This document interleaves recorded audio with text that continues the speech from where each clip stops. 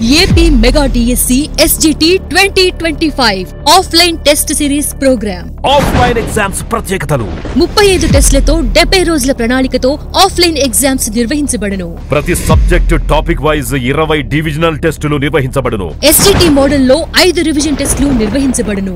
Government వారు నిర్వహించే ప్రశ్నపత్రం మాదిరిగానే 100% బ్లూ ప్రింట్ ఆధారంగా 10 గ్రాండ్ టెస్టులు నిర్వహించబడును. ప్రతి పరీక్ష వివరణలతో కూడిన వీడియోలను ఎస్ పబ్లికేషన్ యాప్ లో అందించబడును. ఆఫ్లైన్ టెస్ట్ సిరీస్ లో జాయిన్ అవ్వాలనుకుంటే ఎస్ పబ్లికేషన్ యాప్ లో వెంటనే రిజిస్ట్రేషన్ చేసుకోండి. వివరాలకు 9550483720 8839466666. రాష్ట్ర స్థాయిలో జరుగుతున్నటువంటి గ్రాండ్ టెస్ట్ 2కు సంబంధించి సైకాలజీ ప్రశ్నలకు వివరణ తెలుసుకుందాం. ఓకేనా? రైట్, మరి టెస్ట్లోకి వెళ్దామా? చూడండి, అంటే మనకి 25వ ప్రశ్న నుంచి 40వ ప్రశ్న దాకా మనకి డిఎస్సి ఎగ్జామ్ ప్యాటర్న్లో సైకాలజీ ఉంటుంది. ఆ 16 ప్రశ్నల్ని మనం అక్కడే రూపొందించాం, గ్రాండ్ టెస్ట్ కాబట్టి. మరి ఒకసారి చూద్దామా ఇక్కడ మనం. ఈ విషయంలో నిబంధనము ద్వారా అభ్యసించటం మరింత అనుకూలంగా ఉంటుంది. ప్రశ్న అర్థం చేసుకున్నారా? ఈ విషయంలో నిబంధన ద్వారా అభ్యసించటం అనేది మరింత అనుకూలంగా ఉంటుంది. నిబంధన అంటే మనందరికీ తెలిసిందే. నిబంధన అభ్యసనము ద్వారా కొన్ని మంచి అలవాట్లను పెంపొందిస్తాం, చెడ్డ అలవాట్లను తొలగిస్తూ ఉంటుంటాం, కొన్ని అంశాల మధ్య సంసర్గాన్ని ఏర్పాటు చేసుకుంటాం, సహజ ఉద్దీపనకి అసహజ ఉద్దీపనకి మధ్య సంసర్గాన్ని ఏర్పాటు చేసుకొని అసహజ ఉద్దీపనకు కూడా ప్రతిస్పందించడం నేర్చుకుంటున్నాం. ఇదే కదా నిబంధన అంటే. కాబట్టి ఇక్కడ ఒక్కసారి మనం చూద్దామా ఆన్సర్లు ఏమేమి ఉన్నాయో. 1, సమస్య పరిష్కారం. సమస్యను పరిష్కరించడం అనేది నిబంధన అవుతుందా? 2, అలవాట్లను పెంపొందించటం. అలవాట్లను, మంచి అలవాట్లను పెంపొందించడం, చెడ్డ అలవాట్లను తొలగించడం నిబంధన అభ్యసనం అవుతుంది. పునర్బలనము, విరమణ చర్యల్లో భాగంగా మంచి అలవాట్లను పెంపొందించే చర్య పునర్బలనంగా, చెడ్డ అలవాట్లను తొలగించే విధంగా విరమణగా మనం చెప్పుకున్నాం పాఠం చెప్పుకునేటప్పుడు కూడా, గుర్తుందా? సరే, అలవాట్లను పెంపొందించడం. నెక్స్ట్, వైఖరులను పెంపొందించడం అంటే ఒక అంశము పట్ల వ్యక్తుల యొక్క నిశ్చిత అభిప్రాయాలను పెంపొందించడం కూడా నిబంధన అవుతుందా? నెక్స్ట్ 4 వచ్చేసేసి కంఠస్థం చేయటం. 5 వచ్చేసేసి మేజ్ లెర్నింగ్. లెర్నింగ్ అని పడింది, మేజ్ లెర్నింగ్. Okay, right. మరి వీటిలో ఒక్కసారి చూద్దాం. మీరు మన టెక్స్ట్ బుక్ చదివే ఉంటారు, మన S&S యొక్క బుక్ చదివారు కదా. ఆ కొత్త పుస్తకంలో మీరు చూడగానే మీరు ఆన్సర్ని పెట్టే అవకాశం మీకు కనిపిస్తూ ఉంది లెక్క ప్రకారం అయితే. రైట్, మరి వివరణాత్మకంగా చూద్దాం. సమస్యలను పరిష్కరించడం మనందరికీ తెలిసిందే. వివేకవంతమైన ఆలోచనతో లేదా వినూతనమైనటువంటి ఆలోచనతో లేదా మేధస్సుతో ఒక సమస్యను పరిష్కరించడం అనేది మనం అంతరదృష్టి అభ్యసనంగా చెప్పుకుంటాం. అవునా? అంతరదృష్టి అభ్యసనములో సమస్య పరిష్కారం అనేది యోచనతో జరుగుతుంది, గుడ్డి ప్రయత్నాలతో కాకుండా. అంటే యాక్చువల్గా అయితే ఇది ఖచ్చితంగా ఇవ్వాలి, యోచనతో సమస్య పరిష్కారం అని ఇవ్వాలి లెక్క ప్రకారం అయితే. ఓకేనా? రైట్. సో ఇది అంతరదృష్టికి నిదర్శనంగా మనం చెప్పుకుంటాం. ఇక 2వది అలవాట్లను పెంపొందించటం. చెప్పాం కదా, ఇది నిబంధన అభ్యసనమే. అలవాట్లు పెంపొందించడం కావచ్చు, వైఖరులను పెంపొందించడం కావచ్చు, ఇవి 2 కూడా నిబంధన అభ్యసనాలు అవుతాయని చెప్పి మనం ఆల్రెడీ నిబంధన అభ్యసనాలు చెప్పుకున్నాం. కాబట్టి అలవాట్లను పెంపొందించడం నిబంధనమే అవుతుంది. అలానే వైఖరులను పెంపొందించడం, శాస్త్రీయ దృక్పథంలో వైఖరులను పెంపొందించడం అంటే ఒక అంశము పట్ల లేదా ఒక వ్యక్తి పట్ల లేదా ఒక వస్తువు పట్ల ఒక నిశ్చిత అభిప్రాయాన్ని ఏర్పరచడం కూడా నిబంధనము ద్వారా మనం చేయవచ్చు, మన పాఠంలో చెప్పుకున్నాం. ఓకేనా? దేర్ఫోర్ ఇది కూడా నిబంధనమే అవుతుంది, నిబంధనమే అవుతుంది. కంఠస్థం చేయటం, ఏదైనా ఒక విషయాన్ని పదే పదే కంఠస్థం చేయటం యత్నదోషం కిందకు వచ్చేస్తుంది. మీ అందరికీ తెలిసిందే, యత్నదోషం కిందకు వచ్చేస్తుంది. Maze learning. ఈ మేజ్ లెర్నింగ్ అంటే మీ అందరికీ చాలామందికి తెలియకపోయి ఉండొచ్చు. ఈ మేజ్ లెర్నింగ్ అనేది ఒక పజిల్స్ లాంటి వేస్ ఉంటాయి. ఓకేనా, లేకపోతే ఒక మార్గం లాగా ఉంటుంది, బయటికి ఎండింగ్ మార్గము, మధ్యలో అడ్డంకులు ఉంటుంటాయి, ఇక్కడ ఫుడ్ ఉంటుంది, ఇక్కడ యానిమల్ వదిలేసినప్పుడు ఈ పజిల్స్ అంతా పూర్తి చేసుకుంటూ అసలైన దారిని కనుక్కొని బయటపడటం. ఓకేనా, ఇలాంటి కోణంలో అంటే దీన్ని ఇలా మార్గం కనుక్కోవటం అనేది హ్యూమన్కి కూడా పెడతారు. ఇటువంటి పజిల్స్ మనం కూడా చూస్తుంటాం, ఆంధ్రజ్యోతిలో, ఈనాడులో మనం ఆదివారం వచ్చేటువంటి వాటిలో చూస్తుంటాం ఈ మేజ్ లెర్నింగ్స్ని. ఓకేనా, అంటే ఈ మార్గాన్ని ఖచ్చితంగా కనుక్కొని బయటికి వెళ్ళాలి, మధ్యలో అడ్డంకులు ఉంటుంటాయి. అంటే ఈ మార్గాన్ని కనుగొనడం అనేది కేవలం వివేచనతో సాధ్యమవుతుంది. వివేచన సామర్థ్యం ఉన్నప్పుడు సరైన మార్గాన్ని మనం ఎంపిక చేసుకోగలుగుతాం. ఓకేనా, అడ్డంకులు లేకుండా. దేర్ఫోర్ వివేచనతో కూడిన లెర్నింగ్ కాబట్టి దీన్ని మనం ఏమంటాము, అంతర్దృష్టి అభ్యసనంగా చెప్పుకుంటాం మేజ్ లెర్నింగ్ అని. ఓకేనా, అంటే ఒక విధంగా చెప్పాలంటే ఒక పజిల్ని పరిష్కరించడం లాంటిది. సో ఆ పజిల్స్ని పరిష్కరించడం ఎప్పుడు కూడా మేధస్సుతోనూ, వివేచనతోనూ, ఆలోచనతోనూ సాధ్యమవుతుంది. కాబట్టి మేజ్ లెర్నింగ్ అనేది కూడా అంతర్దృష్టి అభ్యసనం అయిపోతుంది. కాబట్టి ఇప్పుడు చూడండి, మనకి ఏమేమి నిబంధనలు ఉన్నాయి చూడండి. ఇదిగోండి, 2 అలవాట్లను పెంపొందించడము, 3 వైఖరులను పెంపొందించడము, ఈ 2 మాత్రమే నిబంధన అభ్యసనాలు.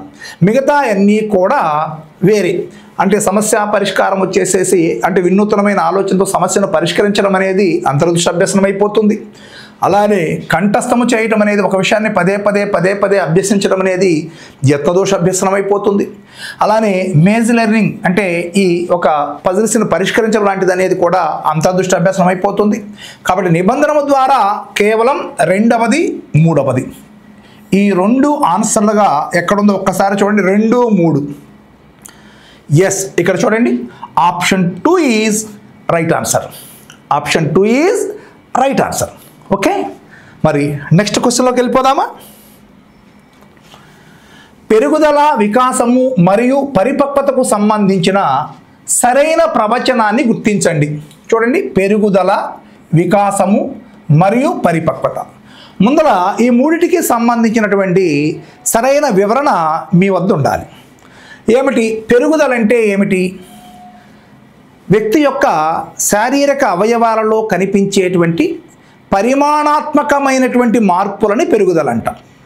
ఓకేనా, అంటే పెరుగుదల అనే పదము కేవలం అవయవ పరిమాణానికి సంబంధించి కొలవదగినటువంటి మార్పుగా మనం చెప్పుకుంటాం. ఉదాహరణ, ఆ అబ్బాయి 5 అడుగులు ఎత్తున్నాడు, ఈ అమ్మాయి 5.5 అడుగులు ఎత్తుంది.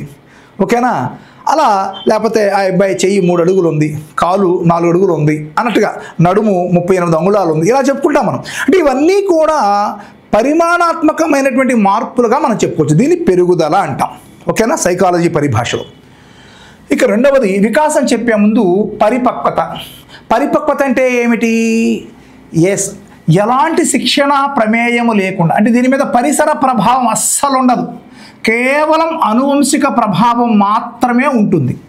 ఎలాంటి శిక్షణ ప్రమేయము లేకుండా, ఎలాంటి పరిసరాల ప్రభావానికి లోను కాకుండా, ఓకేనా, ఒక వయసు వచ్చేసరికల్లా జెనెటిక్ కోడ్ వల్ల వ్యక్తిలో సంభవించేటువంటి సహజ భౌతిక మానసిక మార్పులను పరిపక్వత అంటారు. అంటే ఇది సింపుల్గా చెప్పాలి అంటే శిక్షణ ప్రమేయము లేని, పరిసర ప్రభావము లేని వికాసం. శిక్షణ ప్రమేయము లేని, పరిసర ప్రభావము లేని వికాసమే పరిపక్వతగా చెప్పుకుంటాం. ఇది కేవలం జెనెటిక్స్ వల్ల ఆయా మార్పు ఆయా వయసు వచ్చేసరికల్లా దానికదే జరిగిపోతుంది, అది పరిపక్వత అవుతుంది. ఓకేనా, ఉదాహరణగా 6వ నెల నిండేసరికి పిల్లవాడు కూర్చోవటం ప్రారంభిస్తాడు. ఈ భౌతికమైన ఈ మార్పు అనేది అంటే చలన వికాస మార్పు, ఇది దానికదే జరుగుతుంది. కూర్చోవటం ప్రారంభమవటం అనేది 6వ నెల నుంచి స్టార్ట్ అవుతుంది. ఓకేనా, 6వ నెలకు వచ్చేదాకా కూడా అక్కడ నడుము కండరాలు గట్టి పడవు, వాడు కూర్చోలేడు. ఆ వయసు వచ్చేసరికి జెనెటిక్ కోడ్ వల్ల ఆ నడుము కండరాలు గట్టి పడటము, ఆ 6వ నెల కల్లా కూర్చోవటం ప్రారంభం జరిగిపోతుంది. అది పరిపక్వత మార్పు. ఇక్కడ శిక్షణ అవసరం లేదు, పరిసర ప్రభావము లేదు, కేవలం జెనెటిక్ కోడ్ వల్ల మార్పు జరుగుతుంది, అది పరిపక్వత.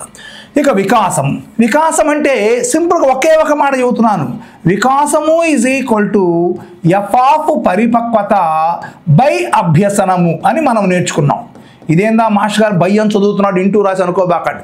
ఎఫ్ ఆఫ్ అంటే ఫంక్షన్ ఆఫ్ అని. ఇది ఒక క్రమయుగ్మము. ఓకేనా? క్రమయుగ్మంలో మొదటి మూలకము రెండవ మూలకం మధ్య గుర్తుని ఇంటూ అని చదవకూడదు, బై అని చదవాలి. మీ అందరికీ తెలుసు అది. ఓకేనా? ప్రమేయాలు చదువుకొని ఉంటారు 10th క్లాసులో.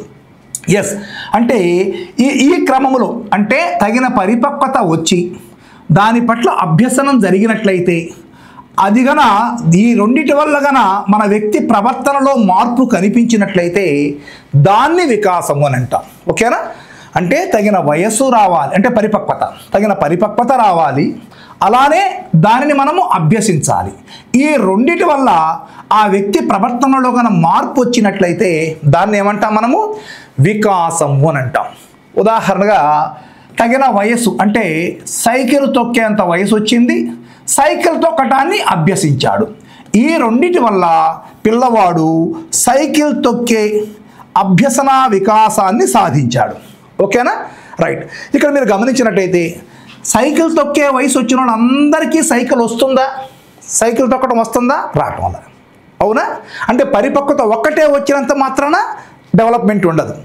మరి ఆ వయసు వచ్చిన తరువాత ఎవరైతే సైకిల్ తొక్కటాన్ని అభ్యసిస్తారో, ఓకేనా, ఎవరైతే సైకిల్ తొక్కటాన్ని నేర్చుకుంటారో వాళ్ళకు మాత్రమే సైకిల్ వచ్చేస్తుంది. అంటే ఈ సైకిల్ తొక్కే వికాసం పిల్లవాళ్ళలో సంభవించడానికి తగిన పరిపక్వత మరియు అభ్యసనము రెండూ కూడా తోడ్పడ్డాయి.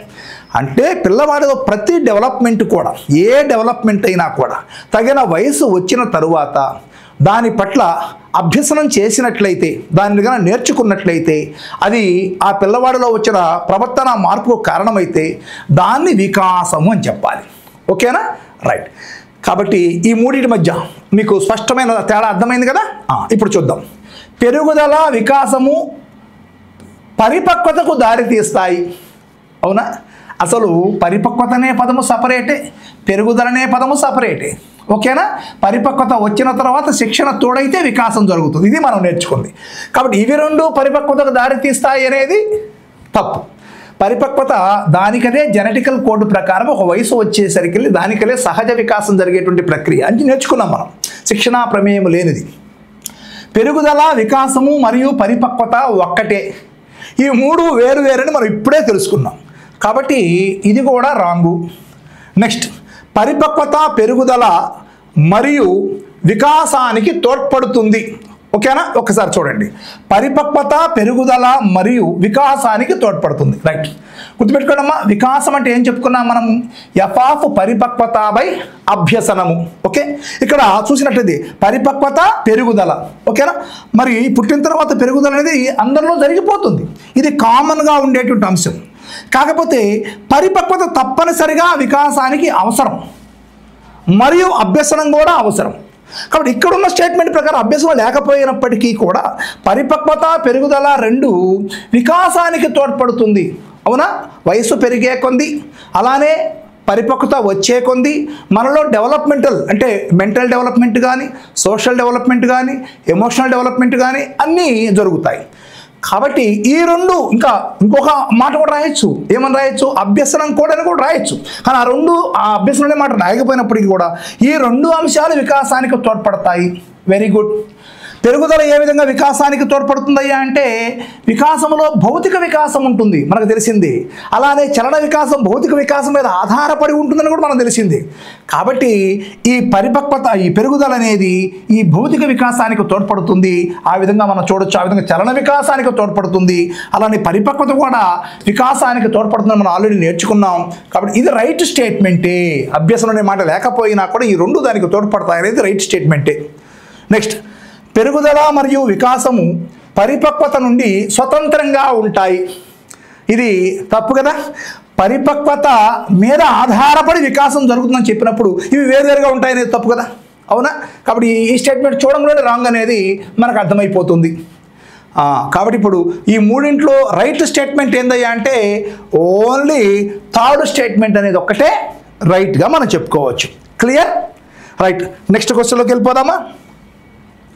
వికాస సూత్రాల ప్రకారం భౌతిక మరియు చలన వికాసము ఎన్ని దిశలలో జరుగుతుంది? ఎన్నో దిశలలో కాదమ్మా, ఎన్ని దిశలలో జరుగుతుంది? మరి వికాస సూత్రాలు చెప్పేటప్పుడు మీకు పర్టికులర్గా చెప్పాను. ఒక వికాస సూత్రము కేవలం భౌతిక వికాసానికి మాత్రమే చెందింది. ఓకేనా? భౌతిక వికాసం మీద ఆధారపడి చలన వికాసం ఉంటుంది కాబట్టి ఆ రెండింటికి ఆ సూత్రం వర్తిస్తుంది అని చెప్పి మనం ఆల్రెడీ కూడా క్లాసులో చెప్పుకున్నాం. ఓకేనా? రైట్. అదేదో మీకు గుర్తుకొచ్చిందా? వికాస దిశా నియమము లేదా వికాసము రెండు నిర్దేశ పోకడలలో జరుగుతుందని మనం నేర్చుకున్నాం. గుర్తుందా? అదే ఇది. అంటే కేవలం భౌతిక వికాసానికి చలన వికాసానికి చెందిన నియమం ఒకటే ఒకటి ఉంది. ఏంటది? వికాస దిశా నియమము లేదా వికాసము రెండు నిర్దేశ పోకడలలో జరుగుతుందని మనం నేర్చుకున్నాం. అదే గుర్తుందా? ఎస్, నిలువుగా జరుగుతుంది అని కొంతమంది మనోవిజ్ఞానవేత్తలు, లేదు అడ్డంగా జరుగుతుందనేది కొంతమంది మనోవిజ్ఞానవేత్తలు చెప్పుకున్నాం. అంటే శిరస్సు నుండి పాదాల వైపుగా వికాసం జరుగుతుంది అని వాదించిన ఒక ప్రిన్సిపల్, లేదు దేహ మధ్యస్థ భాగము నుండి వెలుపలకు వికాసము జరుగుతుంది అని వివరించినటువంటి మరొక మనోవిజ్ఞానవేత్తలు. అవునా? శిరస్సు నుంచి పాదాల వైపుకు జరుగుతుందనేటువంటి నియమాన్ని ఏమన్నాము? శిరోపాదాభిముఖ నియమం అని అన్నాం. దీన్నే మనం సెఫలోకాడల్ అని పిలుస్తాం. మనం సెఫలోకాడల్. సెఫలో అంటే తల, కాడల్ అంటే టెయిల్ అంటే పాదాల వైపు అని. నెక్స్ట్ దీన్ని వచ్చేసేసి సమీప దూరస్థ నియమము.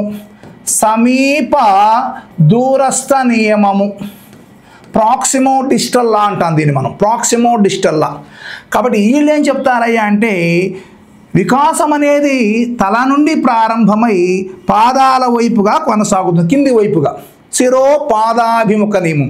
అందుకని తల్లి గర్భంలో కూడా మొదట తల ఏర్పడిన తరువాత మిగతా భాగాలు ఏర్పడతాయి. అట్లే పుట్టేటప్పుడు పిల్లవాడు కూడా తల ముందు బయటకు వచ్చి చివర పాదాలు బయటకు వస్తాయి. అలానే పిల్లవాడికి అదుపు కూడా మొదట తల నిలపడం ప్రారంభమైన తర్వాత నడుము నిలపడాన్ని ప్రారంభిస్తాడు, తర్వాత కాళ్ళ మీద నిలబడగలుగుతాడు. ఇది దాని అర్థం. అంటే ఆ వికాసం అనేది శిరస్సు నుంచి ప్రారంభమై పాదాల వైపు కొనసాగుతుందనేది ఒక నియమం. అలా కాకుండా దేహ మధ్యస్థ భాగాన ఇంకొక వర్గం, దేహ మధ్యస్థ భాగాన ప్రారంభమై ఎలుపలకి అని అంటారు. అంటే దీని అర్థం ఏంటంటే దేహ మధ్యస్థ భాగాన ప్రారంభమైందని వీళ్ళు ఏం చెబుతారు అంటే పిల్లవాడికి వెన్నెముక ఏర్పడిన తరువాతే మిగతా భాగాలు ఏర్పడతాయి, చేతులు ఏర్పడతాయి అని చెబుతున్నారు. మిగతా భాగం అంతా కూడా వెన్నెముక ఏర్పడిన తర్వాత ఏర్పడుతుందని చెబుతున్నాడు. అంటే ఇది వికాసం ఈ వైపుగా కొనసాగుతుందనేది వీళ్ళు చెప్పే వాదన. దీంట్లో భాగంగానే పెద్ద కండరాల మీద ముందు అదుపు వచ్చిన తర్వాతే చిన్న కండరాల మీద అదుపు వస్తుంది అని అంటారు. అంటే ఇక్కడ ఏదైనా ఒక వస్తువును పట్టుకునేటప్పుడు మొదట పిల్లవాడు పెద్ద కండరాలు ఉపయోగిస్తాడు, చివరిగా వ్రేళ్లతో పట్టుకోవడం నేర్చుకుంటాడు. అంటే మధ్యస్థ పెద్ద కండరాలు ఇవే కదా, చివర చిన్న కండరాలు ఇవి. అందుకని వికాసం అనేది దేహ మధ్యస్థ భాగాన ప్రారంభమై చివరిగా వ్రేళ్ల వైపుకు జరుగుతుందనేది సమీప దూరస్థనియం. కాబట్టి టోటల్గా భౌతిక వికాసము చలన వికాసము ఎన్ని దిశల్లో జరుగుతుందయ్యా అంటే 2 దిశల్లో జరుగుతుంది అని మనకు అర్థమైపోతుంది. కాబట్టి ఆన్సర్ ఈస్ చూడండి 2 దిశలు. Yes, this is the right answer. Clear? మన నెక్స్ట్ క్వశ్చన్లోకి వెళ్ళిపోదామా? శ్రీనికేష్ ముందు 2 శుద్ధ మొక్కల నుంచి ఒక శుద్ధ మొక్కను పొడిగా మార్చి దేనిలో శుద్ధ పరిమాణం ఎక్కువ అని అడగగా అతను రెండింటిలోనే శుద్ధ పరిమాణం సమానం అని తెలిపితే పియాజే ప్రకారం అతనిలో ఏర్పడిన భావన, అతను కల దశ దానికి కారణం. ఇవి కింద ఆప్షన్లో ఇచ్చారు. ఎస్, ఇలాంటి ప్రశ్న మీరు చూసే ఉంటారు. ఒక పిల్లవాడికి 2 కూల్ డ్రింకులు 250 ml 250 ml అనుకుందాం వాడికి చూపించి ఓకేనా, దీనిని ఒక కూల్ డ్రింక్ బాటిల్ని వెడల్పాటి పాత్రలో పోయండి, మరొక కూల్ డ్రింక్ బాటిల్ని నిలువు సన్నటి పాత్రలో పోయండి. ఇదేమో బాగా నిండుగా వచ్చింది, ఇదేమో కాసినే ఉన్నట్టుగా ఉంటుంది. ఇప్పుడు ఈ రెండింటిలో దేంట్లో ఎక్కువ కూల్ డ్రింక్ ఉందరా అంటే దీనిలో కూల్ డ్రింక్ ఎక్కువగా ఉంది అని చెప్పి ఆ గ్లాసు ముందలు తీసేసుకుంటాడు పిల్లవాడు. ఇది మనం ఉదాహరణగా పియాజే సిద్ధాంతంలో చెప్పుకున్నాం. ఓకేనా? మరి ఈ భావనను ఏమంటాము అంటే ఒక వస్తువు యొక్క స్థితి మారినా దాని గుణాలు మారవు, దాని పరిమాణం మారదు అని చెప్పి పిల్లవాడు తెలుసుకోలేకపోవటాన్ని పదిలపరుచుకునే భావనా లోపము అని అంటాం. అదే కదా మనం తెలుసుకుంది. ఒక వస్తువు యొక్క స్థితిని మార్చినప్పుడు దాని పరిమాణములో దాని గుణాలలో ఎలాంటి మార్పు రాదు అనేది ఈ దశలో పిల్లవాడు తెలుసుకోలేడు అని మనం నేర్చుకున్నాం. ఏ దశలో ఎస్, పూర్వ ప్రచాలక దశలో ఈ భావనాలోపం ఉంటుంది. అంటే దీన్నే మనం పదిలపరుచుకునే భావనాలోపం అంటాం. పదిలపరుచుకునే భావనాలోపము, పదిలపరుచుకునే భావనాలోపం అని అంటున్నాం. ఓకేనా, రైట్. సో ఇది ఎక్కడ ఉంటుంది? మనము పూర్వ ప్రచాలక దశలో ఉంటుంది. మరి ఈ భావనాలోపాన్ని అధిగమించేది ఏ దశలో? మూర్త ప్రచాలక దశలో దీన్ని అధిగమిస్తాడు. అంటే ఒక వస్తువు యొక్క స్థితి మారినా కూడా దాని గుణాలు దాని పరిమాణంలో ఎలాంటి మార్పు ఉండదు అని వాడు తెలుసుకోగలుగుతాడు మూర్త ప్రచాలక దశలో. అంటే పదిలపరుచుకునే భావనని అభివృద్ధి పరుచుకుంటాడు. పదిలపరుచుకునే భావన లోపమేమో దాని ముందు దశలో ఉంటుంది. దాని తర్వాత దశ అయినటువంటి పూర్వ ప్రచాలక దశ తర్వాత దశ అయినటువంటి మూర్త ప్రచాలక దశలో దాన్ని అధిగమిస్తాడు. అవునా, ఇదే కదా మనం నేర్చుకుంది. ఇక్కడ ప్రశ్న చూడండి. 2 శుద్ధ ముక్కలను ఎదురుగా చూపించారు. ఒక శుద్ధ ముక్కను పొడిగా మార్చి దేనిలో శుద్ధ పరిమాణం ఎక్కువ అని అడిగితే 2 సమానం అని చెప్పేశాడు. అవునా, సో 2 సమానం అని చెప్పాడంటే వాడు ఏ దశకు వచ్చేసేసాడు? మూర్త ప్రచాలక దశకు వచ్చేసాడు. ఇక్కడ అలాంటిది ఏముందో చూడండి. ఇక్కడ ఇంతకు ఇది ఏ భావన అన్నాను నేను? ఏ భావన? పదిలపరుచుకునేటువంటి భావన. ఇక్కడ చూడండి. 1 విపర్యాత్మక భావన, ఇది అసలు కాదు, డైరెక్ట్ అర్థమైపోయింది. నెక్స్ట్ 2 పదిలపరుచుకునే భావనా లోపము. భావనా లోపం కాదు కదా ఇది, పదిలపరుచుకునే భావనా లోపం వచ్చి పూర్వ ప్రచాలక దశలోకి వెళ్ళిపోయింది. అవునా, కాబట్టి ఇక్కడ పదిలపరుచుకునే భావనా లోపం అన్నాడు కాబట్టి ఇది కాదు, చూడమని చెప్పేసేయచ్చు. ఇదిగో పదిలపరుచుకునే భావన, ఇది వాడికి అది డెవలప్ అయిపోయింది. లోపం కాదు కదా, ఇప్పుడు డెవలప్ అయిపోయింది. దిస్ ఈజ్ ద 4వ చూడండి అహంకేంద్రవాదం, ఇది కూడా కాదు. అవునా, so only third option is right answer. పదిలపరుచుకునే భావన, మూర్త ప్రచాలక దశ, ఒకే విశేషకం మీద దృష్టి కేంద్రీకరించకపోవడం, దాన్ని మనం ఏకకేంద్ర ఆలోచన అంటాం. అంటే ఈ పదిలపరుచుకునే భావనా లోపానికి కారణం ఏకకేంద్ర ఆలోచన. కానీ మూర్త ప్రచాలక దశకు వచ్చేసరికి ఏకకేంద్ర ఆలోచన తగ్గిపోతుంది. ఓకేనా, రైట్. సో ఒకే కేంద్రకం మీద, ఒకే విశేషకం మీద, అంటే విశేషకం అంటే ఏంటిది? డైమెన్షన్, కొలత. ఒకే కొలత మీద దృష్టి పెట్టకుండా మరి విభిన్నంగా ఆలోచించేటువంటి స్థాయి పిల్లవాడికి వస్తుంది. భిన్న కోణాల్లో ఆలోచించడం జరుగుతుంది. అందుకని ఈ పదిలపరుచుకునే భావనని అభివృద్ధి చేసుకోగలుగుతాడు. So this is the right answer. Okay, next క్వశ్చన్కి వెళ్ళిపోదామా? ఈ క్రింది వానిలో సరి అయిన ప్రవచనాన్ని గుర్తించండి. సరి అయిన ప్రవచనాన్ని గుర్తించండి. రైట్. పునర్బలనం ప్రతిస్పందన సంభావ్యతను పెంచుతుంది. సానుకూల పునర్బలనాలు ప్రతిస్పందన సంభవించే సంభావ్యతను పెంచుతాయి. ప్రతికూల పునర్బలనాలు ప్రతిస్పందన సంభవించే సంభావ్యతను తగ్గిస్తాయి. సానుకూల మరియు ప్రతికూల పునర్బలనాలు రెండూ ప్రతిస్పందన సంభావ్యతను పెంచుతాయి. గుర్తుపెట్టుకోండి, ఏదైనా కూడా ఏ పునర్బలనం అంటే ఏమిటి? ఏదైనా పిల్లవాడు ఒక ప్రతిస్పందన కనపరిచినప్పుడు ఆ ప్రతిస్పందన సంభావ్యతను పెంచటానికి మనము ప్రవేశపెట్టేటువంటి ఉద్దీపనలని, అంటే అది బహుమతుల రూపంలో కావచ్చు, బొగడత రూపంలో కావచ్చు, డబ్బు రూపంలో కావచ్చు, వాడికి నచ్చినటువంటి వస్తువు రూపంలో కావచ్చు, వాడికి నచ్చిన ఆహార పదార్థం రూపంలో కావచ్చు. ఓకేనా, ఏదో ఒక ఉద్దీపనని ప్రవేశపెడతాం, వాటిని పునర్బలనాలు అంటాం. పునర్బలనాలు ఏం చేస్తాం? ఎందుకు ప్రవేశపెడతాం మనం పునర్బలనాలని? ప్రవర్తన సంభావ్యతను పెంచడానికి మనం వాటిని ఉపయోగిస్తాం. ఓకేనా, మరి ఇక్కడ ఒక్కసారి చూడండి.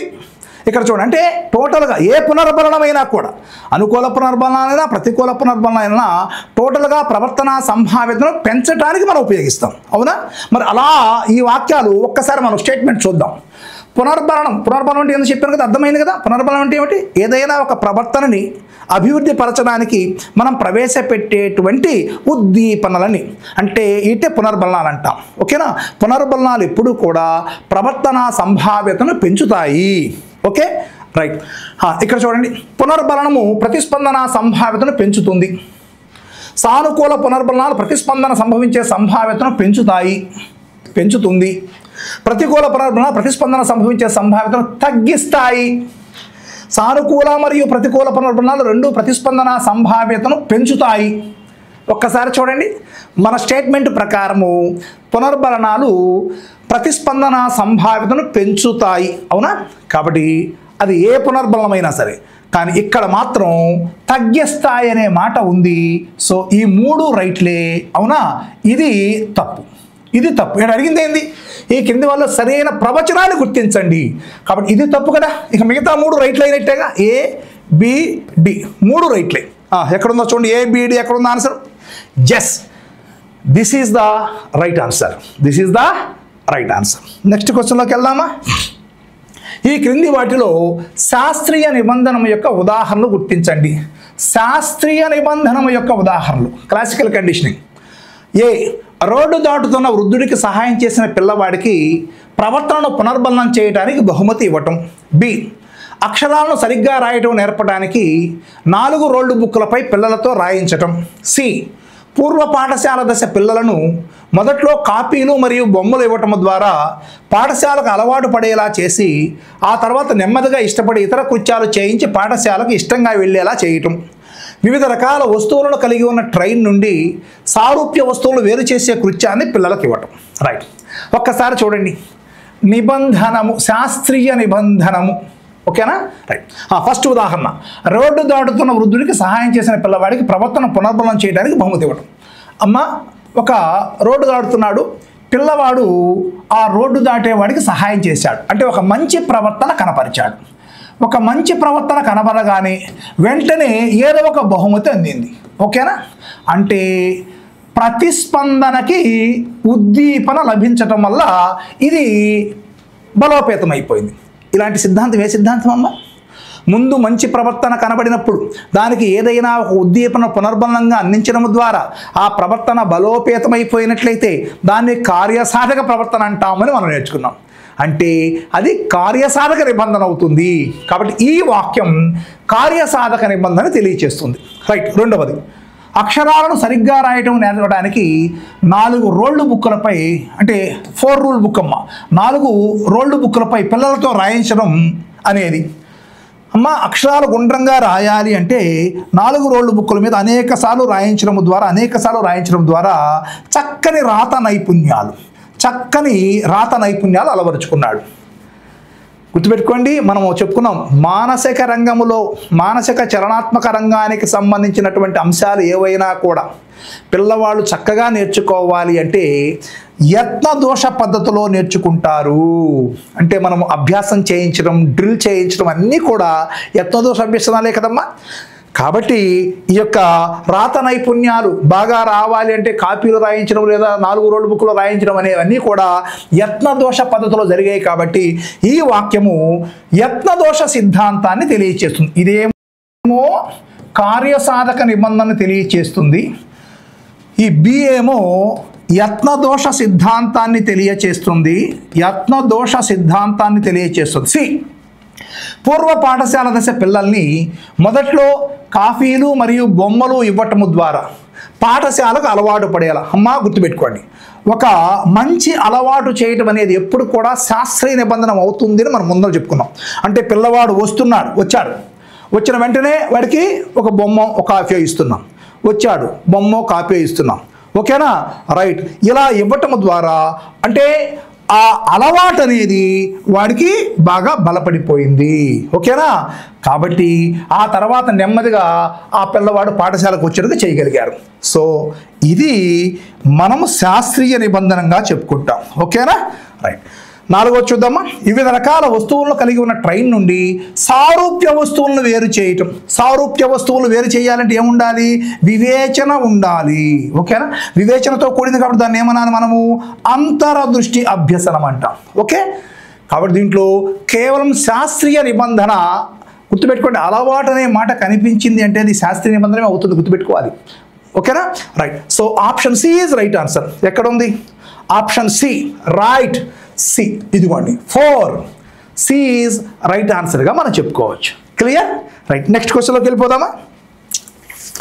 స్మృతి ప్రక్రియలో జరిగే సరి అయిన క్రమం. రైట్. ధారణ, ఎన్కోడింగ్, జ్ఞప్తికి తెచ్చుకోవటం. ఎన్కోడింగ్. జ్ఞప్తికి తెచ్చుకోవటం, ధారణ. ఎన్కోడింగ్, ధారణ, జ్ఞప్తికి తెచ్చుకోవడం. గుర్తుందమ్మా? స్మృతి ప్రక్రియలో ఉండే 3 ముఖ్యాంశాలు. ఒకటి ఎన్కోడింగ్, గుర్తుందా వరుస? ఎన్కోడింగ్, 2 రిటెన్షన్, 3 రిట్రీవల్ అని మనం నేర్చుకున్నాం ఆల్రెడీ కూడా. 3 రిట్రీవల్. ఎన్కోడింగ్ అంటే ఏమిటి? సమాచారాన్ని గ్రహించిన తరువాత మెదడు తనకు అర్థమయ్యే భాషలోకి మార్చుకొని, అంటే సంకేత భాషలోకి మార్చుకొని ఎన్ కోడ్ రూపంలోకి అది నిల్వ చేసుకుంటుంది. అది ఎన్కోడింగ్. ఓకేనా? 2, ఆ ఎన్కోడింగ్ జరిగిన సమాచారం అంతా కూడా కొంతకాలం పాటు మన మెదడులో నిల్వ ఉండే ప్రక్రియని రిటెన్షన్, ధారణ అంటాం. రిటెన్షన్ అన్న ధారణ అన్న ఒకటే. ఓకేనా? తరువాత ఈ రిటెన్షన్లో ఉండే సమాచారం మళ్ళీ మనకు అవసరమైనప్పుడు, ఓకేనా, డీకోడింగ్ జరిగి అసలు రూపంలోకి పునరుత్పత్తి కావటాన్ని రిట్రీవల్, దీన్నే మనము జ్ఞప్తికి తెచ్చుకొనుట అని అంటున్నాం. ఓకేనా? అంటే సమాచారము కోడింగ్ జరిగింది, కోడింగ్ రూపంలో ఉన్న సమాచారం మెదడులో కొంతకాలం నిల్వ ఉంటుంది, నిల్వ ఉన్న సమాచారం అవసరమైనప్పుడల్లా మనము జ్ఞప్తికి తెచ్చుకుంటుంటాం. ఇదే కదా క్రమము. కాబట్టి ఎన్కోడింగ్, రిటెన్షన్, రిట్రీవల్ క్రమాన్ని చూడండి ఎక్కడుందో. ఇదిగోండి ఎన్కోడింగ్ 2 ఉన్నాయి, దీంట్లో మళ్ళీ రెండోది ధారణ కదా. ఇదిగోండి ఎన్కోడింగ్, ధారణ, జ్ఞప్తికి తెచ్చుకోవడం. ఓకేనా? This is the right answer, 31st right answer. Next క్వశ్చన్లోకి వెళ్దామా? ఈ క్రింది వానిలో ఈఎల్ థారండైక్ ప్రతిపాదించిన సమరూప మూలకాల సిద్ధాంతమునకు సంబంధించి సరి అయినది. సమరూప మూలకాల సిద్ధాంతం అసలు ఏం చెబుతుంది? అసలు ఇది ఏం సిద్ధాంతం? సమరూప మూలకాల సిద్ధాంతం అంటే అభ్యసన బదలాయింపును వివరించేటువంటి సిద్ధాంతం. అభ్యసన బదలాయింపును వివరించే సిద్ధాంతాలు ప్రధానంగా 4 ఉన్నాయి. 1 సమరూప మూలకాల సిద్ధాంతము, 2 సాధారణీకరణ సిద్ధాంతము, 3 ట్రాన్స్పోజిషన్ సిద్ధాంతము లేదా గెస్టాల్ట్ సిద్ధాంతము, 4 ఆదర్శాల సిద్ధాంతం. ఓకేనా? దీంట్లో భాగంగా ఓకేనా మరి సమరూప మూలకాల సిద్ధాంతం ప్రకారం బదలాయింపు ఎలా జరుగుతుంది? 2 అంశాల మధ్య సమరూపత లేదా సారూప్యత ఉన్నట్లయితే, 2 అంటే నేర్చుకున్న అంశానికి నేర్చుకోబోయే అంశానికి మధ్య సారూప్యత ఉన్నట్లయితే, సమరూపత ఉన్నట్లయితే, రెండింటిలోనూ ఒకే ఎలిమెంట్స్ ఉన్నట్లయితే అభ్యసన బదలాయింపు జరుగుతుందని చెప్పేది సమరూప మూలకాల సిద్ధాంతం. మరి సాధారణీకరణ సిద్ధాంతం ఏం చెబుతుంది? ఏదైనా ఒక విషయాన్ని నేర్చుకున్నప్పుడు దానిలో ఉన్న మూల సూత్రంగా నీకు అవగాహన ఏర్పడినట్లయితే ఆ మూల సూత్రం మీద పనిచేసే ఇతర కృత్యాలన్నింటినీ కూడా సులభంగా నేర్చుకోగలుగుతామని చెప్పేది ఆ సిద్ధాంతం. అంటే సూత్రాలకి నియమాలకు ప్రాధాన్యత ఇచ్చిన సిద్ధాంతం అది. సమరూపతకు ప్రాధాన్యత ఇచ్చింది అది. గెస్టాల్ట్ సిద్ధాంతం ఏమో చెబుతుంది? ఏదైనా ఒక విషయాన్ని సమగ్రంగా నేర్చుకున్నప్పుడు దానితో సంబంధం ఉండే భాగాలకు బదలాయింపు జరుగుతుందని చెప్పేటువంటి సిద్ధాంతం ఆ సిద్ధాంతం. ఇక 4వ సిద్ధాంతం ఆదర్శాల సిద్ధాంతం ఏమని చెబుతుంది? వ్యక్తిలో ఒక వివిధ అంశాల పట్ల ఒక వైఖరి ఏర్పడుతుంది, ఆ వైఖరి అనేదే బదలాయింపుకి ప్రాధాన్యత ఇస్తుందని చెప్పి ఆదర్శాల సిద్ధాంతం చెబుతుంది. అంటే వ్యక్తిలో కొన్ని ఆదర్శాలు, విలువలు ఏర్పడుతుంటాయి, అవి ఇతర కృత్యాలకు బదలాయింపు అవుతూ ఉంటాయని చెప్పే సిద్ధాంతం ఆదర్శాల సిద్ధాంతం. మరి ఇక్కడ ఒకసారి చూద్దాం. నెఫ్రాన్ నిర్మాణాన్ని సమగ్రంగా నేర్చుకున్న పిల్లవాడు నెఫ్రాన్లోని ఏ భాగాన్నైనా కూడా కలపగలగటం. ఇక్కడ చూడండి, మొదట ఆ విషయాన్ని సమగ్రంగా నేర్చుకున్నాడు, దానితో సంబంధం ఉండేటువంటి భాగాలని వివరంగా చెప్పగలుగుతున్నాడు. ఓకేనా? మొత్తము నుండి భాగాలకి, మొత్తము నుండి భాగాలంటే ఏ సిద్ధాంతం అయిపోతుంది ఇది? ఎస్, గెస్టాల్ట్ సిద్ధాంతం. దీన్నే మనము ట్రాన్స్పోజిషన్ సిద్ధాంతం అని కూడా అంటాం. ట్రాన్స్పోజిషన్ సిద్ధాంతం. నెక్స్ట్, తరగతి గదిలో న్యూటన్ మొదటి గమన నియమం నేర్చుకున్న విద్యార్థి కదిలే వాహనము నుండి అదే దిశలో కిందకి దిగటం. ఓకేనా? ఇదిగో ఇక్కడ నియమాలు, సూత్రాలు ఆధారంగా జరిగేటువంటి అభ్యసన బదలాయింపు వివరించే సిద్ధాంతం ఏమిటి? సాధారణీకరణ సిద్ధాంతం. కాబట్టి ఈ సిద్ధాంతం వచ్చి సాధారణీకరణ సిద్ధాంతం. ఇవన్నీ క్లూస్ అమ్మ. దీంట్లోనేమో మొత్తం నుంచి భాగాలు కనిపిస్తుంది, ఇక్కడేమో నియమాలు, సూత్రాలు కనిపిస్తున్నాయి. నెక్స్ట్ 3వది, తెలుగు భాష నేర్చుకున్న వ్యక్తి సంస్కృత భాషను సులభంగా నేర్చుకోగలగడం. చూడండి, తెలుగు భాష, సంస్కృత భాష ఇవి 2 కూడా ఒకే రకమైనటువంటి వ్యాకరణాంశాలను కలిగి ఉంటాయి.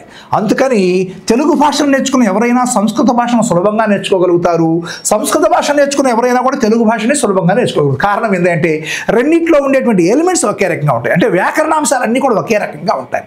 సవర్ణ దీర్ఘ సంధి అది సంస్కృత సంధి, గుణసంధి సంస్కృత సంధి, వృద్ధి సంధి, సంస్కృత సంధి. ఓకేనా, వ్యాకరణాంశాలన్నీ కూడా రెండిట్లో ఒకే రకంగా ఉండటం వల్లనే మరి తెలుగు భాష నేర్చుకున్న వ్యక్తి సంస్కృత భాషని సులభంగా నేర్చుకోగలుగుతాడు. అంటే రెండిట్లో ఉండేటువంటి వ్యాకరణాంశాలు ఒకే రకంగా ఉంటాయి, సారూప్యంగా ఉంటాయి. కాబట్టి this is the right answer. అంటే సమరూప మూలకాల సిద్ధాంతంగా మనం దీన్ని చెప్పుకుంటాం. ఓకేనా, రైట్. ఇక తర్వాత 4వది వృక్షో రక్షతి రక్షిత, ధర్మో రక్షతి రక్షిత అనేవి గ్రహించిన విద్యార్థి వాటిని అన్ని వేళలా పాటించడము. ఓకేనా, వీటిని విలువలు అంటారమ్మా. వృక్షో రక్షిత రక్షిత, ధర్మో రక్షిత రక్షిత, వీటిని విలువలు అంటాం. అంటే ఈ విలువలు నేర్చుకున్న వ్యక్తి ఈ విలువల్ని అన్నింటిలోకి కూడా అన్ని వేళలా కూడా పాటిస్తున్నాడు. అంటే దీన్ని ఆదర్శాల సిద్ధాంతంగా చెప్పుకుంటాం. ఓకేనా, ఆదర్శాల సిద్ధాంతం. కాబట్టి answer is option 3 is right answer. Okay, clear. Next క్వశ్చన్లోకి వెళ్ళిపోదాం. నెక్స్ట్ క్వశ్చన్లోకి చూడండి. ఈ క్రింది వానిలో యత్నదోష సిద్ధాంతాన్ని సూచించండి.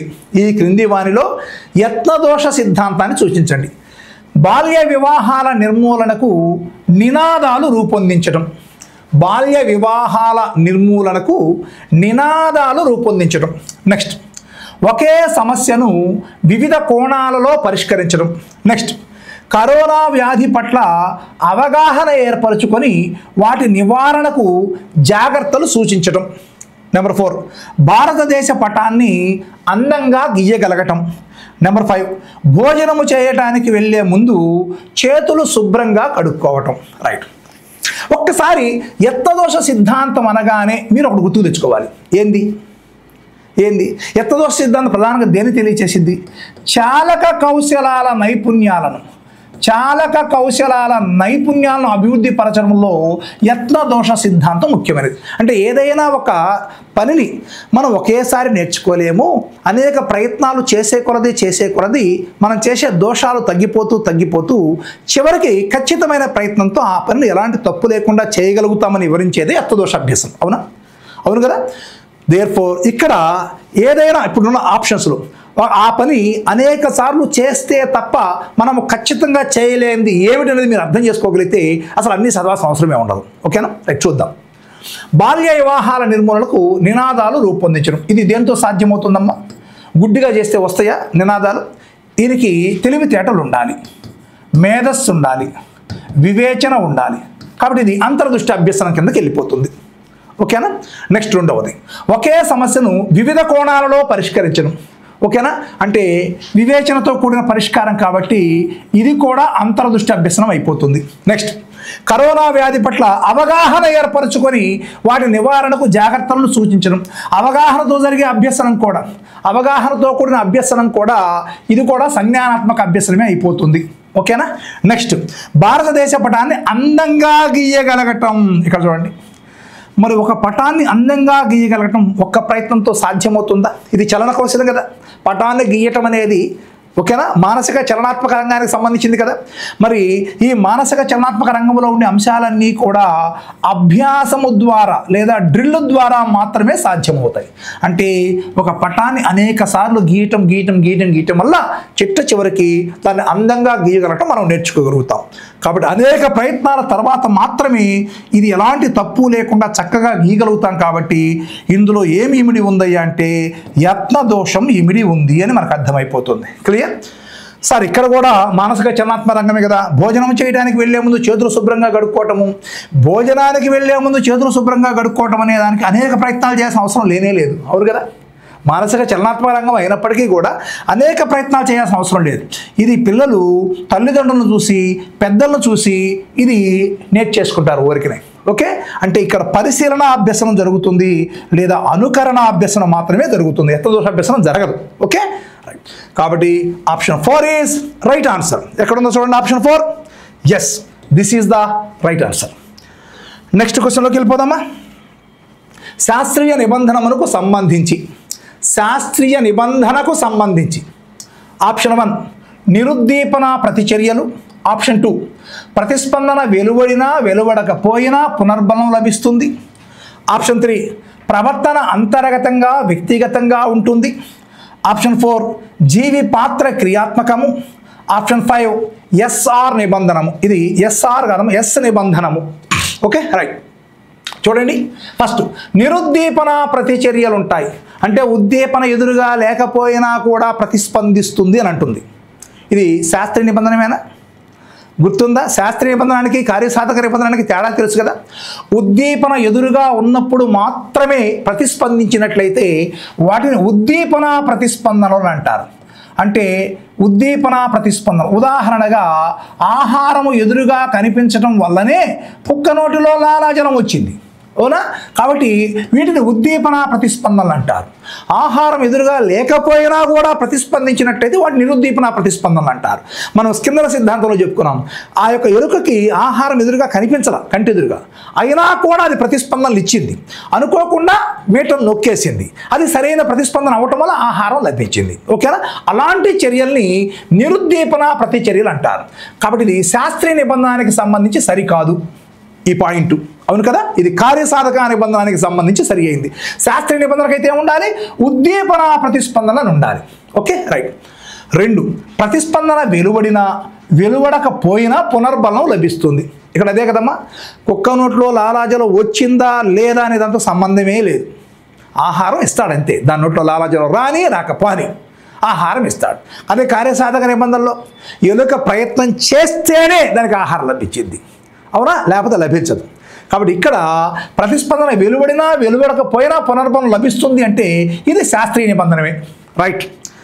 నెక్స్ట్, ప్రవర్తన అంతర్గతంగా వ్యక్తిగతంగా ఉంటుంది. అవును కదమ్మా, ఇది అంతర్గత ప్రతిస్పందన. ఇవి కార్యసాధక నిబంధనలోనేమో ప్రతిస్పందనలు, బహిర్గత ప్రతిస్పందనలు. ఓకేనా? ఇవేమో అంతర్గత ప్రతిస్పందన మనం చెప్పుకున్నాం ఆల్రెడీ కూడా.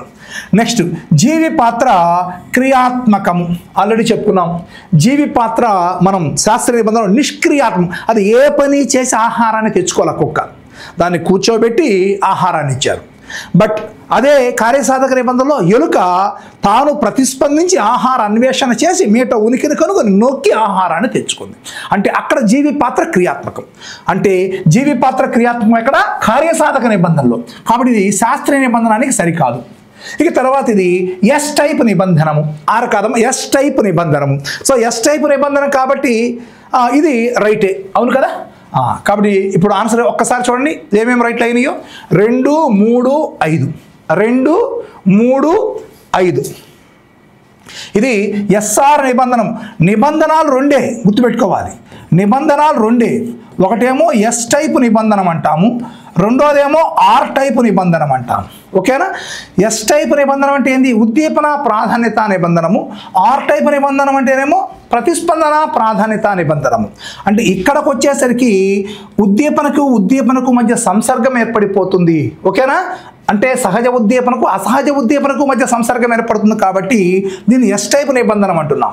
దీంట్లో ప్రతిస్పందనకు ప్రాధాన్యత ఉండి ప్రతిస్పందన కనిపించినప్పుడు ఉద్దీపన లభిస్తుంది, అందుకని దీన్ని ఆర్ టైప్ నిబంధనం అంటున్నాం. అందుకని దీన్ని కొన్ని పుస్తకాల్లో దీన్నేమో ఎస్కి ప్రాధాన్యత ఉంది కాబట్టి ఎస్ఆర్ నిబంధనం అంటున్నాము, దీంట్లో ఆర్కు ప్రాధాన్యత ఉంది దీన్ని ఆర్ఎస్ నిబంధనం అంటున్నారు. అందుకని ఇక్కడ ఆప్షన్ అలా ఇచ్చుండారమ్మా. దేర్ఫోర్ దాని ప్రకారం ఇది రైట్ అయిపోతుంది. Okay right. మరి ఇప్పుడు ఎక్కడెక్కడ 2, 3, 5 ఎక్కడ ఉందో చూడండి. 2, 3, 5 సరి అయినవి. ఇదిగోండి ఇక్కడ ఉంది చూడండి. 1, 4 సరికావు. చూడండి 1, 4 సరికావు, 2, 3, 5 సరి అయినవి. This is the right answer. Clear? Next question. ఒక ఉపాధ్యాయుడు తన విద్యార్థులలో క్రింది అంశాలను గమనించారు. వ్యక్తి అంతర్గత వైయక్తిక భేదాలను సూచించే ప్రవచనాన్ని గుర్తించండి. ఇక్కడ చూడండి, కింద ఆప్షన్ చదువుదాం. చదివే ముందు వ్యక్తి అంతర్గతం ఇక్కడ కావాల్సింది. వ్యక్తి అంతర్గతము అసలు వైయక్తిక భేదాలు ఎన్ని రకాలు? 2 రకాలు. వ్యక్తికి ఇతర వ్యక్తికి మధ్య ఉండే భేదాలేమో వ్యక్తి అంతర భేదాలు, ఒకే వ్యక్తిలో 2 అంశాలలో కనిపించే భేదాలేమో వ్యక్తి అంతర్గత భేదాలు. ఇదే కదా మనం నేర్చుకుంది. అంటే ఇచ్చిన వాక్యాల్లో ఒక వ్యక్తి యొక్క లక్షణాలను లేదా సామర్థ్యాలను మరొక వ్యక్తితో పోలిస్తేనేమో అది వ్యక్తాంతరం అవుతుంది. అలా కాకుండా ఇచ్చిన ప్రవచనాల్లో ఒక వ్యక్తి యొక్క లక్షణాన్ని లేదా సామర్థ్యాలని ఆ వ్యక్తిలోనే మరొక లక్షణము లేదా సామర్థ్యంతో పోలిస్తే వ్యక్తి అంతర్గతం అవుతుంది.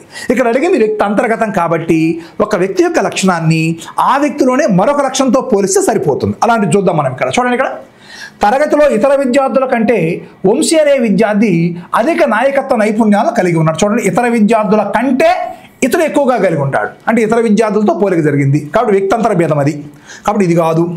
నెక్స్ట్ కరుణాకర్ అనే విద్యార్థి అతని వయసు గల విద్యార్థులతో పోలిస్తే పొడవుగా ఉన్నాడు. సో ఇక్కడ కూడా ఇతర విద్యార్థులతో పోల్చారు, వాళ్ళకంటే పొడవుగా ఉన్నాడంట, కాబట్టి ఇది కూడా వ్యక్తి అంతరం అవుతుంది కానీ వ్యక్తి అంతర్గతం కాదు. నెక్స్ట్ ఇందు మరియు శీర్షిక విద్యార్థుల కంటే సంజన మరియు జోష్న అనే విద్యార్థుల ఉద్వేగంగా పరిణితి చెందారు. ఇక్కడ నలుగురు విద్యార్థుల్ని పోల్చారు, పోల్చి ఎవరికంటే ఉద్వేగంగా పరిణితి చెందారో చెప్పారు. కాబట్టి అనేక మంది విద్యార్థుల మధ్య పోలిక జరిగింది కాబట్టి ఇది వ్యక్తి అంతర భేదం అవుతుందే కానీ వ్యక్తి అంతర్గత భేదము కాదు. ఇంకా మిగిలింది అది ఒకటేగా. రంజిత్ విద్యా సంబంధ కృత్యాల కంటే సగపాటి కృత్యాలపై అధిక ఆసక్తిని చూపిస్తున్నాడు. చూడండి, ఒకే వ్యక్తి అంటే విద్యా సంబంధ కృత్యాల కంటే కూడా వేరే కృత్యాల మీద అధిక ఆసక్తిని చూపిస్తున్నాడు. అంటే ఒకే వ్యక్తి యొక్క రెండు అభిరుచుల మధ్య వ్యత్యాసాన్ని తెలియచేసింది కాబట్టి this is the right answer. ఎక్కడ ఉంది అది? Yes, this is the right answer. ఓకేనా? అదే వ్యక్తి అంతర భేదం అడుగున్నట్లయితే పై 3 రైట్ ఆన్సర్లు అయిపోతాయి. ఓకేనా? రైట్. నెక్స్ట్ క్వశ్చన్లోకి వెళ్ళిపోదామా? స్వయంచాలకంగా ఉండేలా తరచుగా పునరావృతమయ్యే ప్రవర్తన. డైరెక్ట్ ఇది నిర్వచనమేనమ్మా. స్వయంచాలకంగా ఉండేలా అంటే తనకది అలవాటైపోతుంది, తరచుగా పునరావృతమవుతూ ఉంటుంది, ఆ ప్రవర్తన తరచుగా పునరావృతమైపోతూ ఉంటుంది. స్వయంచాలకంగా అంటే తనకి స్వయంగా అలవాటైపోతుంది మరియు తరచుగా ఆ ప్రవర్తన బిహేవియర్ రిపీట్ అవుతూ ఉంటుంటుంది. అలాంటి వాటిని ఏమంటాం మనము? అలవాట్లు. ఇది డైరెక్ట్ నిర్వచనం అమ్మా, ఇంకేం దీంట్లో మనం చెప్పుకోవాల్సిన అవసరం కూడా లేదు. ఓకేనా? ఇది అలవాట్లు అనే పాఠానికి సంబంధించినటువంటి నిర్వచనంగా మనం చూడొచ్చు.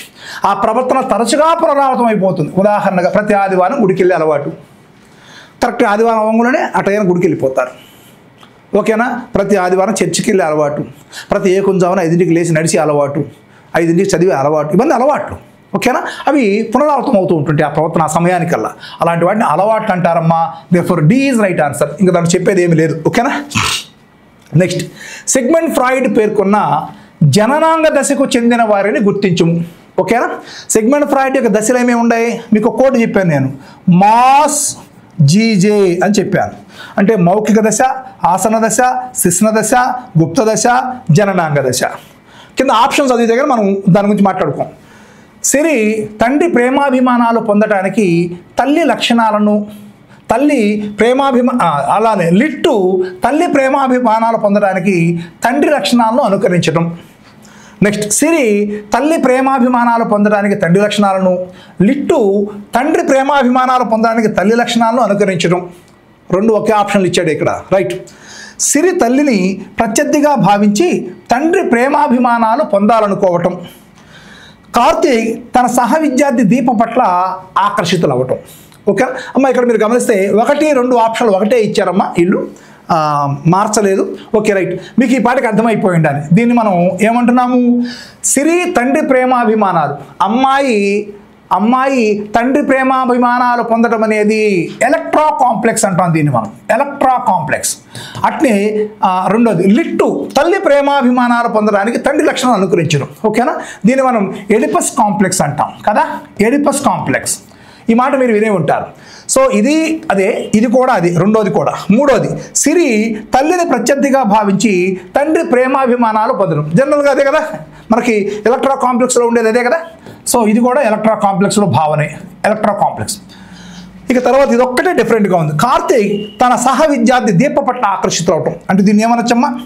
విజాతి లైంగిక ఆకర్షణ. విజాతి లైంగిక ఆకర్షణ ఏర్పడటం అనే మాట మనం వాడుకోవచ్చు. సో ఈ 3 కూడా ఎడిపస్ కాంప్లెక్స్ అండ్ ఎలక్ట్రా కాంప్లెక్స్. అమ్మ, ఎడిపస్ కాంప్లెక్స్, ఎలక్ట్రా కాంప్లెక్స్ ఏ దశలో అభివృద్ధి చెందుతాయని చెప్పుకున్నామమ్మా మనము? శిశ్న దశలో అభివృద్ధి చెందుతాయి. శిశ్న దశలో వెరీ వెరీ ఇంపార్టెంట్ అని చెప్పాను నేను. ఎడిపస్ కాంప్లెక్స్ కానీ ఎలక్ట్రా కాంప్లెక్స్ కానీ ఈ 2 కూడా శిశ్న దశలో అభివృద్ధి చెందుతాయి. కాబట్టి ఈ 3 కూడా రాంగే, మనకు అర్థమైపోయింది. ఇక లాస్ట్ ఇది రైట్ అంతే. ఇక అది రైట్ అయినా తప్పే, లాస్ట్ రైట్. కానీ ఎందుకు రైట్ ఇప్పుడు చెబుతాయండి మనం నేర్చుకున్నాం. ఫైనల్గా జననాంగ దశ ఏదైతే ఉందో ఇక్కడ పిల్లలు విజాతి లైంగిక ఆకర్షణను కనపరుస్తారు. అంటే మగవారు ఆడవారిని, ఆడవారు మగవారిని ఆకర్షించటానికి ప్రేమ అనే ఉద్వేగాన్ని ఎక్కువగా కనపరుస్తూ ఉండేటువంటి దశగా మనం చివరి దశ చెప్పుకున్నాం. ఆ విధంగా వాళ్ళ ప్రేమను పొందటం ద్వారా తమ లిబిడోను సంతృప్తిపరుచుకుంటారని కూడా చెప్పుకున్నాం. అదే జననాంగ దశ. ఓకేనా? Therefore option 4 is right answer. ఓకేనా? నెక్స్ట్ 38వ బిట్. మూర్తిమత్వానికి సంబంధించి క్రింది లక్షణాలలో సరికానిది అని అడిగాడు. మూర్తిమత్వానికి సంబంధించి క్రింది లక్షణాలలో సరికానిది. రైట్. ఒక్కసారి చూద్దాం. విలక్షణమైనది, స్వీయ చేతనత్వాన్ని కలిగి ఉంటుంది, గతిశీలకమైనది, నిశ్చలంగా ఉంటుంది, గమ్య నిర్దేశకమైనది. ఇది యాక్చువల్గా అయినట్లయితే చూడగానే మీరు దీని మీద అవగాహన ఉంటే వెంటనే చెప్పేసేయచ్చు. అవునా? ఓకేనా? చూడండి, ఇక్కడ విలక్షణమైనది అంటే అనేక రకాల లక్షణాలు కలిగి ఉంటుంది. ఇది నిజమే కదా? స్వీయ చేతనత్వాన్ని కలిగి ఉంటుంది, మనం చెప్పుకున్నాం. మూర్తిమత్వం ఆత్మ చైతన్యాన్ని కలిగి ఉంటుంది, మానవులకు మాత్రమే ఉంటుంది, జంతువులకు ఉండదు. ఓకేనా? ఆత్మభావన ఉండదు. అందుకని ఇది స్వీయ చైతన్యాన్ని కలిగి ఉంటుందని మనం లక్షణాలు చెప్పుకున్నాం. నెక్స్ట్ గతిశీలకమైనది అంటే మూర్తిమత్త లక్షణాలు మారుతూ ఉంటాయని మనం చెప్పుకున్నాం. అవునా? మూర్తిమత్త లక్షణం చిన్నప్పుడు భయం ఉంటుంది, పెద్దయ్యాక భయం పోయింది. చిన్నప్పుడు నిజం కోపం ఉండొచ్చు, పెద్దయ్యాక శాంత స్వభావుడుగా మారచ్చు. చిన్నప్పుడు చిన్నపిల్లడుగా ఉన్నప్పుడు అనేక అంటే బాగా నిర్లక్ష్య ధోరణి ఎక్కువగా ఉండొచ్చు, పెద్ద అయిన తర్వాత మంచి క్రమశిక్షణ ఉండొచ్చు. అంటే మూర్తిమత్వ లక్షణాలు గతిశీలకమైన మారుతూ ఉంటుంటాయి. వయసు పెరిగే కొద్ది, అనుభవాలు పెరిగే కొద్ది మన లక్షణాల్లో మార్పు వస్తుంటాయి. చిన్నప్పుడు అంటే పెద్ద అయిన తర్వాత కూడా ఉన్నాం. ఓకేనా? అదే కదా పర్సనాలిటీ డెవలప్మెంట్ అంటే. ఇక తర్వాత మూర్తిమత్వం నిశ్చలత్వమైనది అంటే చిన్నప్పుడు ఏ మూర్తిమత్వం ఉందో పెద్ద అయిన తర్వాత కూడా అదే మూర్తిమత్వం ఉంటుంది, అదే మూర్తిమత్వ లక్షణాలు ఉంటాయని చెబుతుంది. అవునా? అవునా? అంటే వికాసమే లేదని అర్థం ఆ మాటకి. అసలు మూర్తిమత్వంలో వికాసమే లేదని తెలియజేస్తుంది ఆ మాట. కాబట్టి దిస్ ఈజ్ ద రాంగ్. మూర్తిమత్వం గమ్య నిర్దేశకమైనది మనం ఆల్రెడీ నేర్చుకున్నాం. ఓకేనా? రైట్. కాబట్టి ఇక్కడ లక్షణాలు సరికానిది అన్నాడు కాబట్టి ఆప్షన్ డి అనేది రైట్. ఎక్కడుందో చూడండి ఒక్కసారి. Right. Option 4 is right answer. Next క్వశ్చన్లోకి వెళ్ళిపోదామా? రాము మానసిక ఆరోగ్యం కలిగిన ఉపాధ్యాయుడిగా ప్రధానోపాధ్యాయుడిచే గుర్తించబడినాడు. అయినా దీనికి కారణము కానిది. చూడండి, అంటే దీని అర్థమైంది, మంచి మానసిక ఆరోగ్యము కలిగిన వ్యక్తి యొక్క లక్షణము కానిది గుర్తించమన్నాడు. అంతే కదా దాని అర్థం. ఇక్కడ మంచి మానసిక ఆరోగ్యము కలిగిన వ్యక్తి లక్షణము కానిది గుర్తించమన్నాడు. ఓకే, మరి మానసిక ఆరోగ్యానికి సంబంధించి ఉండేటువంటి లక్షణాలన్నీ కూడా పాజిటివ్గా ఉంటాయి. ఏదైతే నెగటివ్గా ఉంటుందో అదే మానసిక ఆరోగ్యానికి సంబంధించిన లక్షణం కానిదిగా మనం గుర్తించవచ్చని మనం చెప్పుకున్నాం. అవునా? దీంట్లో నెగటివ్ ఏముందో చూడండి. మంచి మూర్తిమత్వ సంధానం ఏర్పడుతుంది, మంచి ఆశావాద దృక్పథం ఉంటుంది, మంచి అనుగుణ్యత అంటే సర్దుబాటు చేసుకునేటువంటి మనస్తత్వం ఉంటుంది, సంఘర్షణను అధిగమించలేకపోవటం ఉంటుంది. ఇదే కదమ్మా మానసిక ఆరోగ్యం కలిగిన వ్యక్తి యొక్క లక్షణము కానిది సంఘర్షణను అధిగమించలేకపోవటం. ఓకేనా? మంచి మానసిక ఆరోగ్యం ఎప్పుడు వస్తుంది? సంఘర్షణల్ని, ఒత్తిడుల్ని, వ్యాకులతల్ని వీటన్నిటినీ కూడా అధిగమిస్తే అప్పుడు మంచి మానసిక ఆరోగ్యం ఉంటుంది. అది అధిగమించలేకపోతే మానసిక ఆరోగ్యం దెబ్బతింటుంది కదా. సో దీంట్లో ఉండే నెగిటివ్ ఇదే కాబట్టి this is the right answer. Last క్వశ్చన్కి వెళ్ళిపోదాం మనం. పాఠశాల విద్యార్థుల సర్దుబాటుకు ఉపాధ్యాయునిగా నీవు చేపట్టవలసిన చర్య కానిది. మరి నెగిటివ్ అడిగాడు ఇక్కడ కూడా. ఓకేనా? పాఠశాల విద్యార్థుల సర్దుబాటుకు ఉపాధ్యాయునిగా నీవు చేపట్టవలసిన చర్య కానిది. సర్దుబాటు లక్షణాలు కూడా ఏంటివి? అన్ని సానుకూల లక్షణాలు, పాజిటివ్ లక్షణాలు. మరి చర్య కానిది సర్దుబాటుకు సంబంధించి సరికానిది అన్నట్టుగా ఉంది ఇక్కడ. అదే నెగిటివ్. అంటే దీంట్లో ఉండే నెగిటివ్ ఏదైతే ఉంటుందో that is the right answer మనకు ఆన్సర్. అంతేనా? ఒకసారి చూద్దాం. సరైన బోధనా పద్ధతులు చేపట్టడం, ఇది రైట్. సర్దుబాటుకు సంబంధించి సరైన చర్య కదా.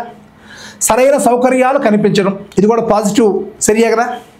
విద్యార్థుల సమస్యలను పక్కన పెట్టడం, విద్యార్థికి ఏదైనా సమస్య ఏర్పడితే ఉపాధ్యాయుడు దాన్ని పట్టించుకోకుండా పక్కన పడేయటం, ఇది పాజిటివా నెగిటివా ఆలోచించండి. రైట్. 4వ చూద్దాం. ఒత్తిడి లేని వాతావరణం ఉండేలా చూడటం, ఇది కూడా సరైన చర్య కదమ్మా. అవునా? ఇది పాజిటివ్. సో ఈ 3 పాజిటివే, ఇది negative. So this is the right answer అయిపోతుంది మన ఆన్సర్. అంటే అడిగింది అదే కదా, చేపట్టవలసిన చర్య కానిది అన్నాడు. అంటే విద్యార్థుల సమస్యలను పక్కన పెట్టడం అనేది సరైన చర్య కాదు అని మనకు అర్థమైపోతుంది. క్లియర్? రైట్, ఓకేనమ్మా. AP Mega DSC SGT 2025 online test series program. DSC online రంగంలో ప్రపంచం సృష్టించి 2024 టెట్ ఫలితాలలో స్టేట్ ర్యాంకులతో పాటు టాప్ ర్యాంకులు సాధించిన ఏకైక సంస్థ ఎస్ఎన్ఎస్ పబ్లికేషన్స్. ఆన్లైన్ ఎగ్జామ్స్ ప్రత్యేకతలు. 35 టెస్ట్లతో 70 రోజుల ప్రణాళికతో ఆన్లైన్ ఎగ్జామ్స్ నిర్వహించబడును. ప్రతి సబ్జెక్ట్ టాపిక్ వైజ్ 20 డివిజనల్ టెస్టులు నిర్వహించబడును. ఎస్జిటి మోడల్లో 5 రివిజన్ టెస్టులు నిర్వహించబడును. 10 గ్రాండ్ టెస్టులు గవర్నమెంట్ వారు నిర్వహించే ప్రశ్నాపత్రం మాదిరిగానే 100% బ్లూ ప్రింట్ ఆధారంగా నిర్వహించబడును. ప్రతి పరీక్ష యొక్క వివరణతో కూడిన వీడియోలను అందించబడును. మార్చి 10వ తేదీ నుండి ఆన్లైన్ టెస్ట్ సిరీస్ ప్రారంభం. ఆన్లైన్ టెస్ట్ సిరీస్ లో జాయిన్ అవ్వాలి అనుకుంటే ఎస్ పబ్లికేషన్స్ యాప్ ని డౌన్లోడ్ చేసుకోండి. ప్రతి డిఎస్సి అభ్యర్థి నమ్మకం ఎస్ఎన్ఎస్. Contact details 9550483720 and 8883946666.